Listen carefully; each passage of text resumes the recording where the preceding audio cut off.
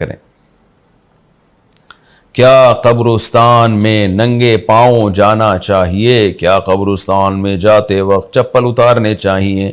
کیونکہ نہیں پتہ ہوتا کہ شاید یہاں کبھی کسی کی قبر رہی ہو۔ راشد صاحب، دیکھو جو قبر بہت پرانی ہو جائے اور اس کے آثار اور نشانات بالکل ختم ہو جائیں تو اس کا پھر احترام بھی نہیں رہتا۔ تو جیسے اب صدیوں پرانی قبریں، ہمیں کیا پتہ یہ تو ہو سکتا ہے میں یہاں جہاں بیٹھا ہوا ہوں ہو سکتا ہے یہاں کوئی قبر ہو، تو ہو سکنے میں تو بہت کچھ ہو سکتا ہے۔ تو اس لیے ویسے بھی ننگے پاؤں جانا قبرستان یہ کوئی عقل مندی کی بات نہیں ہے، کوئی کانٹا لگ جائے گا۔ قبرستان میں کوئی اتنا اہتمام تھوڑی کیا جاتا ہے چیزوں سے بچنے کا، تو قبرستان چپل پہن کے ہی جایا کریں، ادب اتنا کریں کہ جتنا افورڈ کر سکتے ہیں۔ اتنا ادب کہ آدمی مصیبت میں پھنس جائے یہ ٹھیک نہیں ہے۔ مدینہ میں جب یہ حکم ہے کہ چپل پہن کے گھومو، حالانکہ نبی صلی اللہ علیہ وسلم کا شہر ہے، تو اگر کوئی وہاں احترام میں بغیر چپل کے گھومتا ہے تو اس کا اللہ کا معاملہ ہے، لیکن نارملی تو اس کو نہیں کہا جائے گا نا کہ یہ تو بڑا اتنی گرم زمین ہے مدینہ منورہ کی۔